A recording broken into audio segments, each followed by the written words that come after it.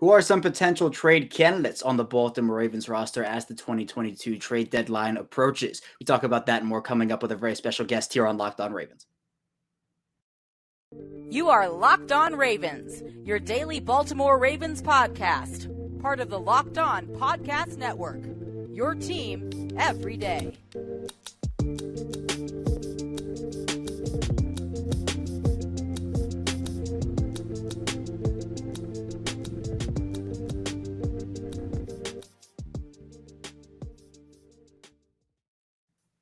And we return here with another episode of Locked On Ravens, your daily Baltimore Ravens podcast. I'm your host, Kevin Ostreicher of Ravens Wire. We're here on the Locked On Podcast Network, your team every day. And thank you, as always, for tuning in today, making us your first listen of the day. We're free and available on all podcasting platforms, including over on YouTube. And we're back here. It's a Purple Wednesday here today. So the Ravens obviously play on Thursday night against the Buccaneers. It kind of throws some stuff out of whack for scheduling purposes. So here is usually our Purple Friday guest, but he's Purple Wednesday guest here today. It's former Baltimore Ravens wide receiver, Super Bowl champion, Qadry Ismail, here to talk about the Ravens Week 7 win, the Week 8 game, and also continuing our mini trade deadline series, talking about trade candidates on the Ravens roster. But the Ravens pull out a really important divisional win, moves them to 2-0 in their division. They've already won more divisional games this year than they won all of last year. I think that's a really great start. Yeah, I tell you what, Kevin, the Ravens, as up and down of a season that they have had, and the weird fourth quarter roller coaster heart attack experiences that the fan base has gone through, they sit at 4-3, and you're absolutely right. They took care of business in the division. So far, so good. So I'm a lot of work to be done, a lot of football left to be played, but through 7 games, you got to take what you take. Yeah, and I think a lot of people the Ravens, usually with these fourth quarter performances, I'll call them, the losses have been bad where they weren't able to close out those games. One or two things happened. Now, in this game, they were able to finish it out. They were able to close that, which I think is a very good thing just mentally for the team. But coming out of the game, Hugh, it doesn't seem like a ton of people are super confident in the way that the Ravens won the game. You know, it was almost they won by the skin of their teeth and this, that, and the other. But do you take any solace in the fact that Baltimore was able to close out the game, and maybe this is what they needed to spark them and kind of get it off of their shoulders and say, hey, we can do this even if stuff goes wrong? Yeah, I think so. I think part of football in the NFL, it's not always going to be clean and neat and pretty. You're going to have 3 phases of the game. 2 of the 3, usually if you do it well, they're going to help you win. So offensively, not necessarily the greatest. Obviously, we look at the way Lamar's stats were and him throwing the ball and only 16 times. His overall numbers were just okay. The running game took care of business, no question. But defensively showed up and special teams showed up. So that was good. I think if we think of 2019 as an every year experience, then you haven't been watching football for the last, I don't know, since it started. You get those generational seasons. We experienced a generational season. Right now, this season is dictating and kind of setting the course for what we know as this team. This team is getting guys back from injury. Guys are still, unfortunately, not quite 100%. I think that there's some growth of who you know compared to who I know, and what I know when it comes to the chemistry between one player over another, and how they can be used properly. All those things go into it, and we'd be foolish as analysts to sit here and just start talking the empty noise that we hear on the different social media platforms. This is a good football team. They've had some really crazy games, and we hope that they can get it together, but it's not always going to be a blowout win. It won't be. And I think for me, Q, the key is they have to continue the momentum. They can't keep flip flopping, win, loss, win, loss, win, loss, win. They have to continue to build. And this is a team that I think can stack their schedule. And this is an every Sunday team. You know, it's any given Sunday, any team can beat you. But their schedule does seem a bit light now with the way that there hasn't really been a ton of great football this year, it feels like, outside of maybe the top couple teams in each conference. Teams are upsetting teams left and right. You know, teams you think are going to blow out this team, they end up getting blown out. You know, we saw that with Tampa Bay and the Panthers last week. We'll talk about that in the final segment.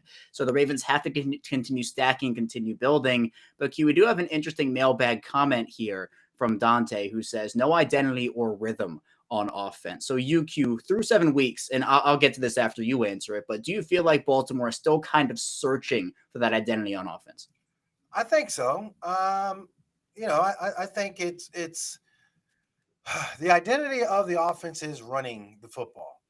The passing game, love it or hate it, it goes through Mark Andrews and the tight ends. I think that for what we have seen in some of the games, the wide receivers, it looks as though they would have an opportunity to get involved, and then they don't have an opportunity to get involved, or they had opportunities, but they weren't able to make the necessary play. So it's a combination of a lot of things, but yeah, we know that this offense is a run first offense. We also know that Lamar Jackson and company, um, the tight ends, led by Mark Andrews, they're gonna rule the roost. We from the outside looking in love the Devin Duvernay growth factor and what we've seen from him when his number has been called upon, he's been able to deliver. So is it a work in progress? I mean, I guess if you're looking at J.K. Dobbins and Gus Edwards at the same time being healthy, along with Ronnie Stanley, sure, we can go down that road. We could talk about the healthfulness of this team and then kind of seeing where it goes. We can talk about all those things, but I don't know. I mean, like that's just what the offense is. I'm not.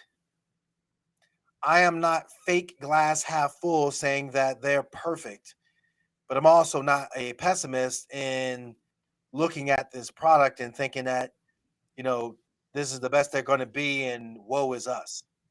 Yeah, plenty of room to improve. And honestly, it's not the exact same situation, but it reminds me a bit of what happened in the early part, maybe the first half ish of 2020, when after that historic 2019 season, the Ravens were trying a bunch of different things. And then over the last month and a half, 2 months, they started to run the football a lot. And they were averaging like 200 yards a game, like just absolutely smash mouthing down teams' throats. And that was the identity of that offense. But they were searching for that for the first couple months of the season.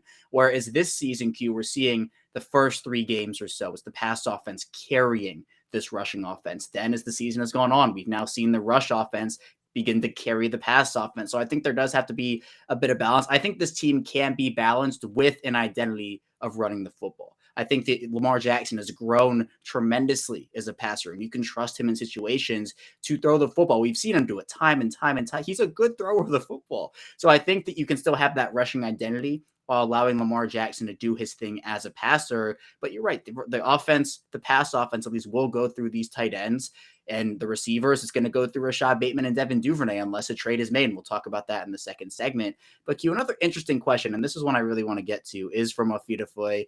Hi, Kevin. Do you think the win in week 7 buys Greg Roman some time, or do you think he will get fired before the end of the season? Thanks for the show and have a nice day. And I know there's plenty of conversation about Greg Roman. There's been plenty of conversation for years about Greg Roman.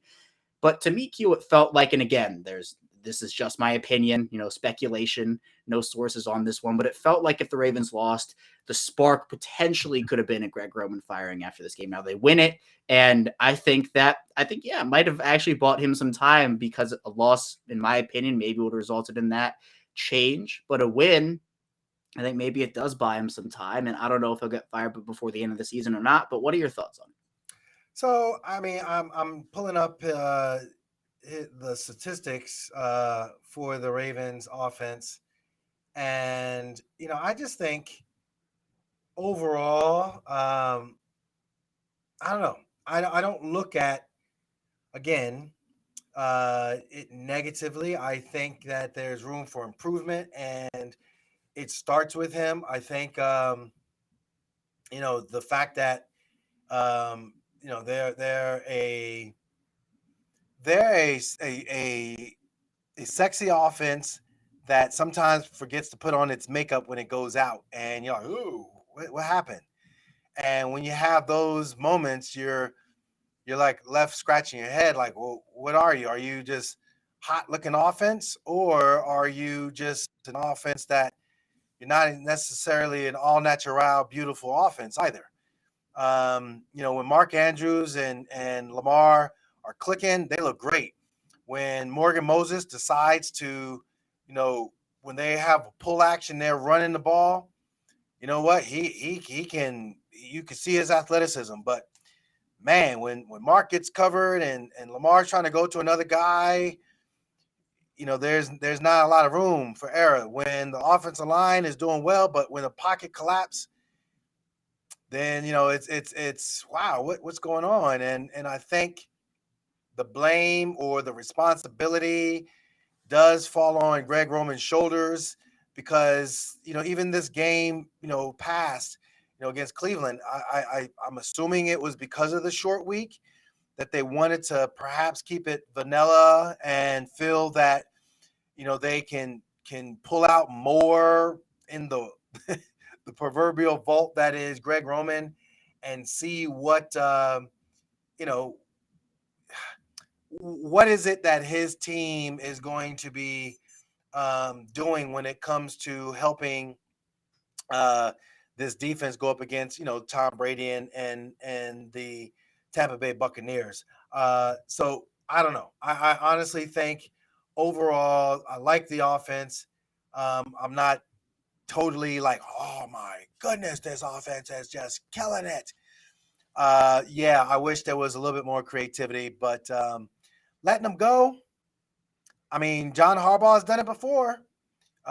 He's rolled the dice, and I know the one year in particular, 2012, rolling on that dice with Jim Caldwell at the end of the year, no doubt, proved very fruitful, and let go Cam Cameron, and obviously Joe Flacco and company. They went on the historic run, and the rest is history. And they were being celebrated for their 10-year anniversary at the vault, if you will, this past game against the Cleveland Browns. So I don't know, Kevin. I like it. I'm not in love with it, but um, you're always. I guess people are always left wanting more, and you got a generational talent like Lamar, and you feel like what is it that we're doing? That's I guess in a nutshell how I would sum it all up. Yeah, I think a lot of the frustrations with Greg Roman for a lot of people, and there are multiple, but one is I think just situational play calling, situational awareness, where I think in week 7, the one that I pointed out was you go into the half averaging 4.6 yards per carry, you come out and you throw 3 straight passes, and it's a 4th and 29, you got to punt the ball back to Cleveland. And the first down play was a sack, so I understand, like, you get yourself into a second and super long situation. People are saying, no, you want the Ravens to run on 2nd and 20. And I said after the game, I'm like, kind of like the draw play, I think would pick up a couple, especially the way Gus Edwards is running the ball. So it's those types of things. And I will say this, I think if there was to be a firing, and I've said it before, Mike McDonald is just too early in his tenure. And I think the defense is playing much better. John Harbaugh, I think he has this season at least. And so that leaves, if the Ravens were to get a spark, I think it leaves Greg Roman. But coming up, we're going to move away from the offensive coordinator talk and talk about the roster, any potential trade candidates on the Ravens roster, because the trade deadline now is in less than a week. So be sure to stay tuned. We still have a ton to talk about here on the show. But first, I do want to tell you a bit about LinkedIn. And these days, every new potential hire can feel like a high-stakes wager for your small business. You want to be 100% certain that you have access to the best qualified candidates available. That's why you have to check out LinkedIn Jobs. LinkedIn Jobs helps find the right people for your team faster and for free. And I've used LinkedIn for a ton of things in my life, and it's super easy to use.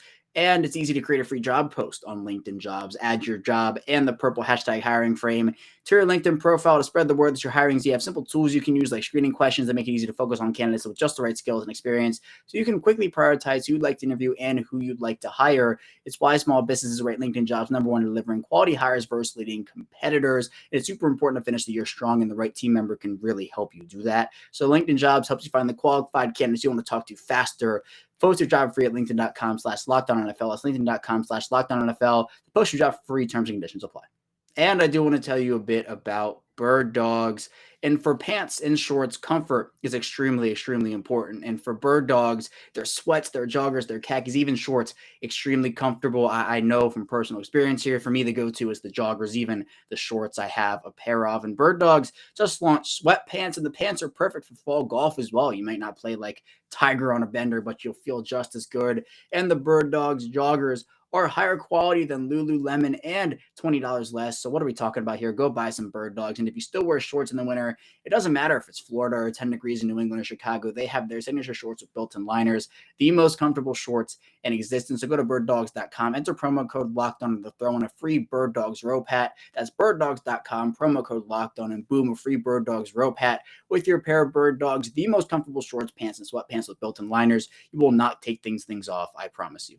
We're back, our second segment of Locked On Ravens. Kevin Oestreicher still here with Qadry Ismail. And Q, the trade deadline is less than 1 week away here. It's on Tuesday, November 1st. And there's been plenty of speculation about who's available, what teams will make a move, what needs the Ravens in particular need. And a lot of people point to the wide receiver position, maybe edge, etc. We'll get into that in a few minutes. But on the Ravens roster, Q, sometimes the Ravens in these trades is maybe player for player or player for player in a pick.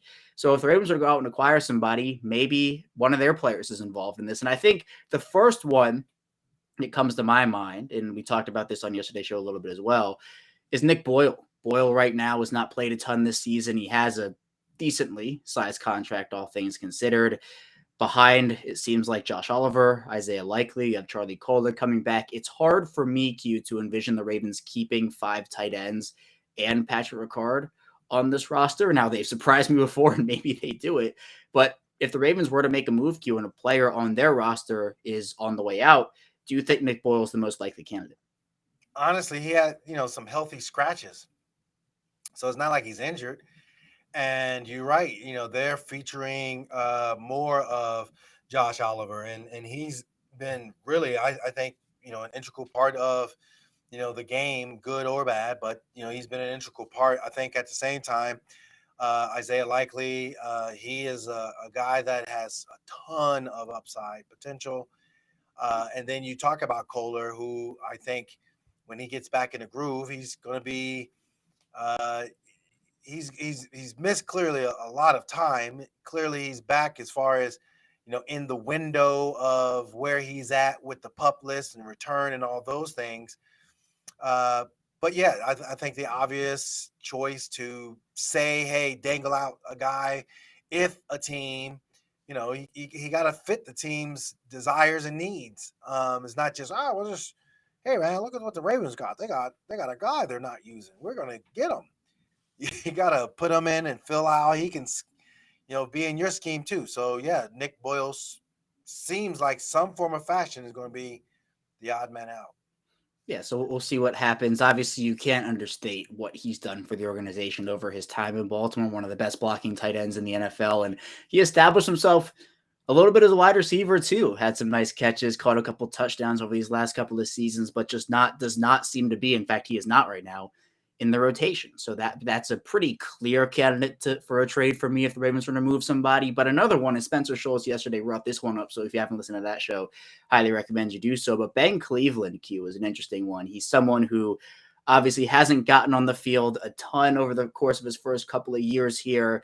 If the kicker for a trade is, a team wants a Ben Cleveland and a pick for a wide receiver or an edge or some other position, I think the Ravens, they would be willing to potentially part with Ben Cleveland. Who knows? But with the way that his, tenure has kind of shaped up so far with the Ravens, he might be a movable piece. What do you think? I can see that. Linemen are always coveted. And, I think for Ben Cleveland, he has some strong potential. Hasn't quite lived up to the full expectation of what we here in Baltimore thought. He would be kind of filling in the huge shoes of Marshall Yonda, and obviously he hasn't really come about that they had to even go ahead and draft more guys and put him in a position where either he's going to step up or be shipped out. So I could see where potentially a team who maybe drafted him, or I'm sorry, scouted him in the draft, liked what they saw from a draft aspect of things, and thought, maybe this is a potential opportunity for us to land a guy. In my mind, he would make the most sense to be let go.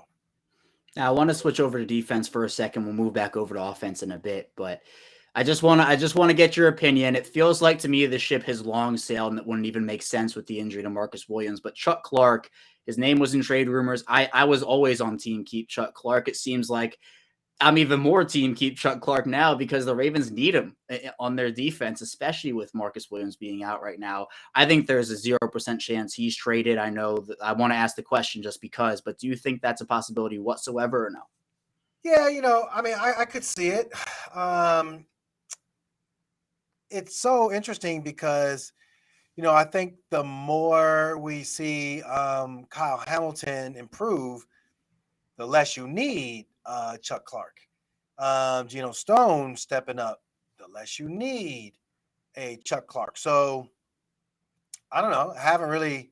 I mean, am I missing something? I haven't really seen him make any splash plays that were memorable.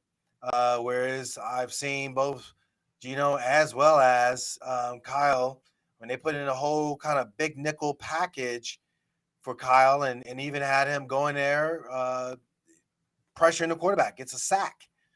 So splash play wise, we haven't really seen Chuck. And to me, I could see where he would be a hot commodity somewhere. And then you get some value that can go along for your team. Maybe it is if it does happen, a wide receiver. And then I know the rumor during the offseason was, I think it was Darius Slayton for Chuck Clark in a fifth or something like that. So maybe if the Ravens do bring in a wide receiver, it would be that. But speaking of wide receivers, Q, the Ravens have a couple of young guys on their roster that just haven't stepped up to the plate so far this season. James Prochet has the penalty against Cleveland in week 7. You have Tylan Wallace, hasn't really done a ton. He didn't play on Sunday in Cleveland. Do you think either of those guys, maybe if they're throwing in a deal, could be on the way out, or do you feel like the Ravens want to keep those guys and see what they have throughout the season with them? Well, I don't know. I mean, because the I don't know part is, you're right, they haven't really produced, but you're also looking at Bateman going down. It puts in your mind, okay, we probably need some reassurances. But you also look at Tylan Wallace, who was doing well special teams wise. He was inactive against the Cleveland Browns. So, that's where I'm like, why would you list him as an active player if he's done really well defensively? And then James Prochet, I mean, heck, he even got a nod of approval from Steve Smith Sr., who, I have a tremendous amount of respect from or for, but with James Prochet, there is a reason why he gets very little play. I mean, there's a trust factor there that's clearly missing, even though he has an immense amount of talent. Again, if there's another team calling and they're saying, hey, we really are up against it, or you want to swap out guys, maybe James is that guy you can use as leverage. Yeah, I think it would have to be in a trade where the Ravens are getting back a wide receiver, so that you mentioned it, Q, I think is a great point. The Ravens, with Bateman going down, as we talked about, everybody has to step up one more place on the roster, on the depth chart. And so you need to have some sort of depth there, some sort of familiarity. So I don't think the Ravens are going to trade the entire bottom part of the wide receiver depth chart, but maybe if the Ravens get somebody back and a team says, hey, we want to take a chance on a James Prochet or on a Tylan Wallace, maybe that's what it is. But here's an interesting one. I thought about this one just a few minutes ago. There were conversations, Q, throughout the preseason surrounding Tyler Huntley and his potential value in a trade. Now, the quarterback situation throughout the NFL right now, it is a little crazy. I won't lie. The Ravens very lucky to be stable there with Lamar Jackson and have a very stable backup in Tyler Huntley. And I think it's difficult. Well, not for every team, but it can be difficult to trade a backup midseason just because of the familiarity aspect. You trust that guy to run your offense. And Huntley, I think, is a very good back. He is like the ideal backup quarterback for Lamar Jackson. But at this stage, Q, if a quarterback needy team is calling you, is there anything midseason you'd give up Tyler Huntley for? No. He knows my offense. He knows, how to lead. And I'm not saying that, knock on wood, Lamar is going to get hurt or anything like that. But no, you got backups. You could see where Matt Ryan, who's, way on the back end of his career, you got a backup you can go to alleviate, his bad play. You look at the Washington Commanders. Again, they're going to their backup in Heineke. But that being said, Tyler Huntley, man, what are we saying here? No, let's keep him aboard. Let's not give away the farm just quite yet. You got a long season ahead of you, and let's be smart about it. Huntley is definitely insurance that I feel very comfortable with behind Lamar Jackson. I think that to me would be more of an offseason move if they were to go in that direction. I think Huntley definitely deserves an opportunity to start. I think he is a starting caliber quarterback, especially if he gets an opportunity to do so.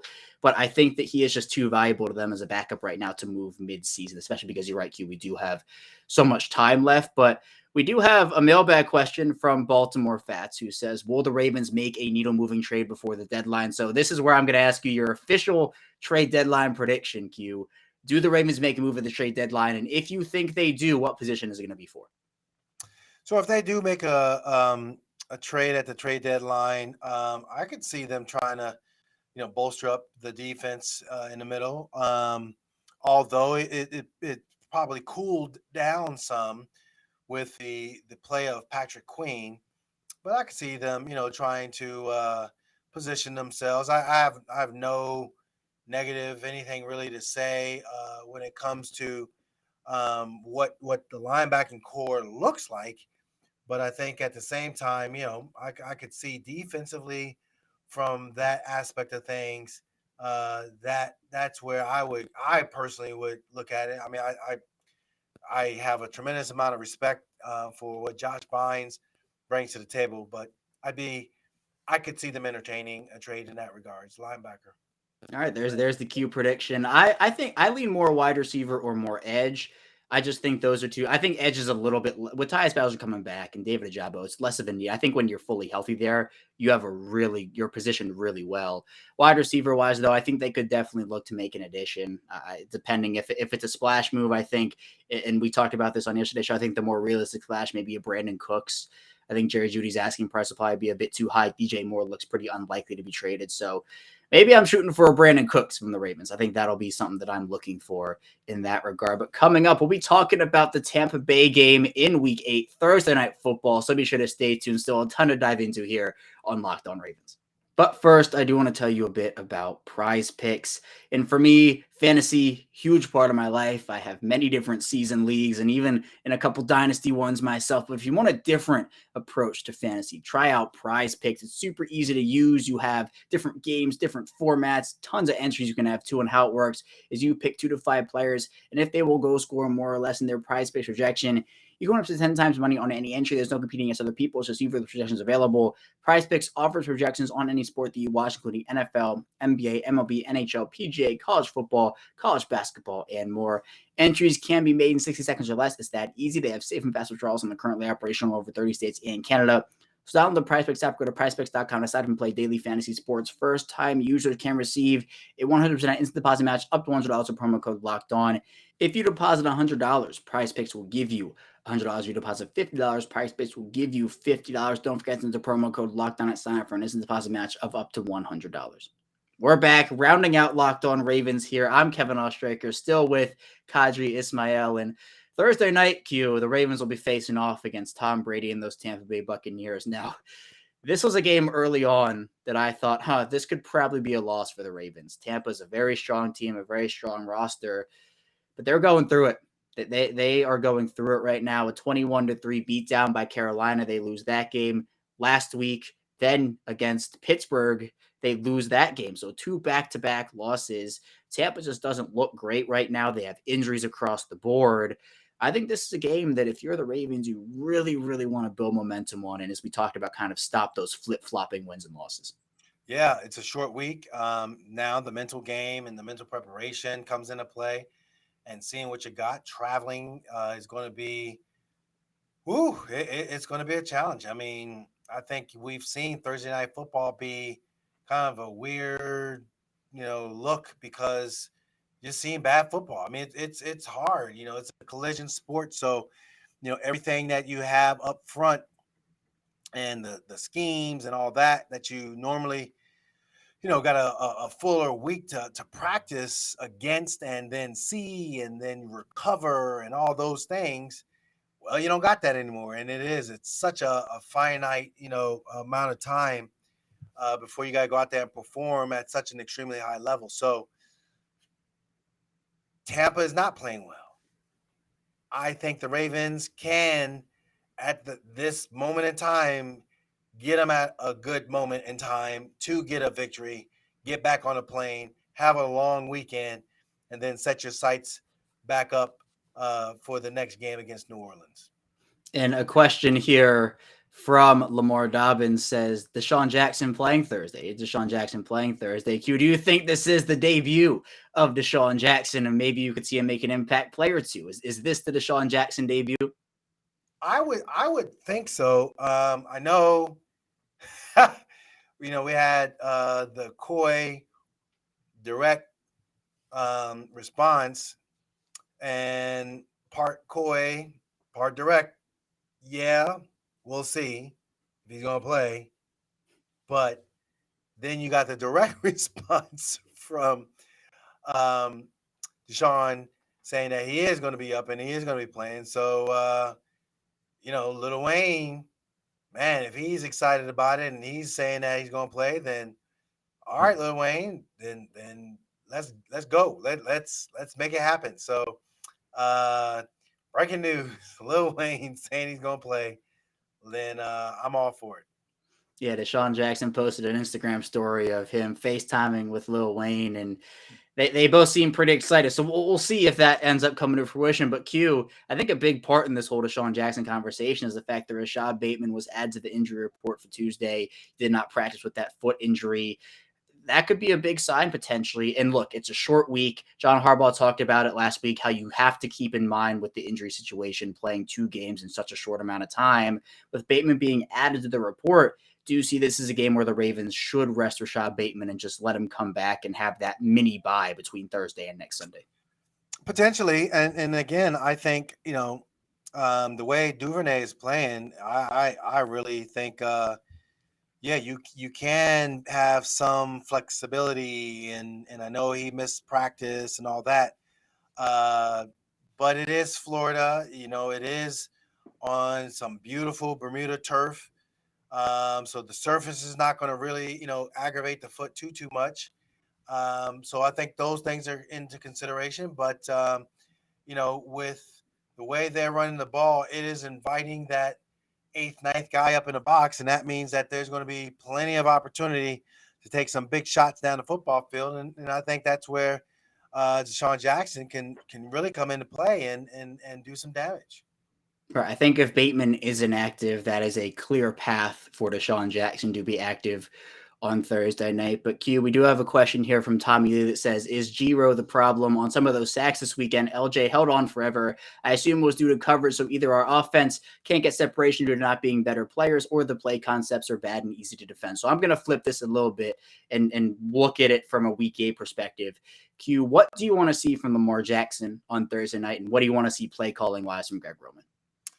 Yeah, you know what? I think from a Greg Roman aspect of things, I do want to see better concepts. And we talk about this, and we talked about it even going back last year, where you had T. Martin coming in, and you had a new receiver coach, and you had all these things happening for you to help you um, in the passing attack that would fancy it up.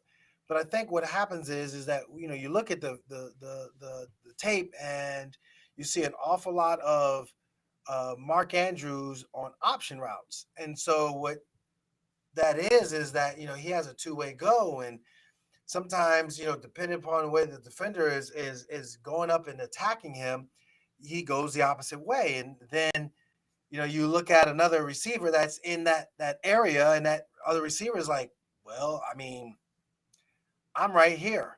I could have, possibly have had the ball, but Lamar recognizes who's primary in Mark Andrews, and Mark Andrews is gonna be that guy. And if he wins, then he's getting the ball. So I think that, and the way in which you can do some route concepts, and less of just pure option routes. I mean, you still can give some good concepts that would feature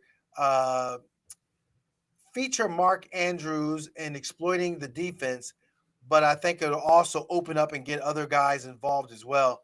And we're just not seeing that. So I think there's something that can certainly change for the better for this offense. Yeah, I'll give 1 and 1 for each. I think I'll start with Lamar. I think for Lamar, something he did well against Cleveland was he didn't put the ball in harm's way. I think he did a great job of being smart with the football in terms of not letting it get into the opponent's hands. I think obviously after that week 6 interception, that's something that was pretty magnified. So I want to see him continue to do that. I also want to see him take the checkdowns a little bit. Sometimes take the short stuff. Lamar has held on to the ball for, I think, sometimes a bit too long. And sometimes that is, sometimes it's not all his fault. Sometimes the receivers don't get open. Sometimes the offensive line doesn't block and he has to make something out of nothing. I understand it's not completely him, but sometimes there's a little short thing going across the middle where there's a little check down he can throw. And sometimes picking up 3 yards instead of throwing an incompletion, that can put you in a better situation. So that's where I am with Lamar.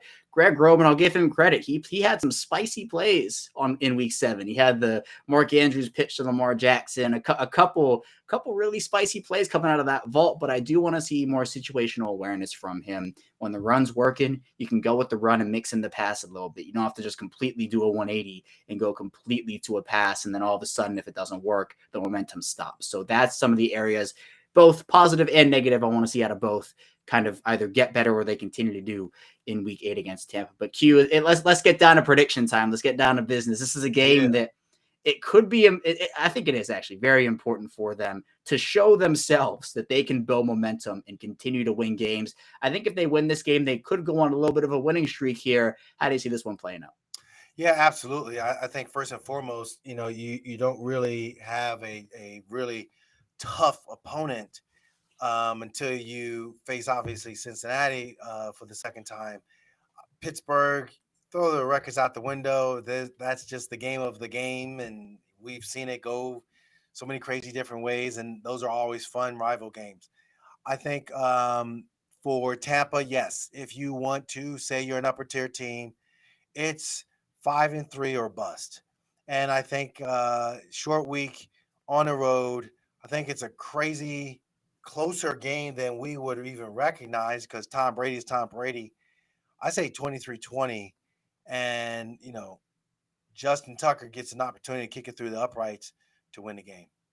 I'm going to go even closer than that. I'm going to say 20-19 Ravens. I'm going to say that because I do think you have to take into account the fact that Tampa is going to come into this game motivated. I think after their 2 losses, they're going to come into this game and say, we have to win this game or else our season might get flipped upside down even more so than it has been.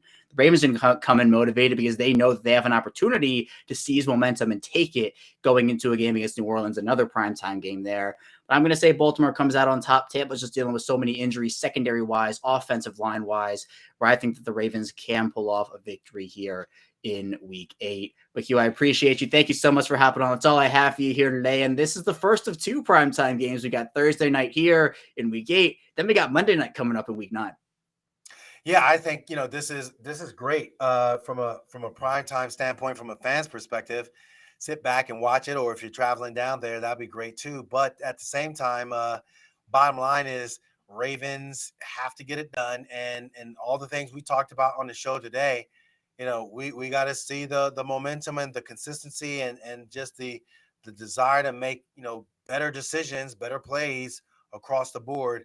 But these next 2 games are pivotal, I think, to kind of give yourself some established dominance as an upper tier team.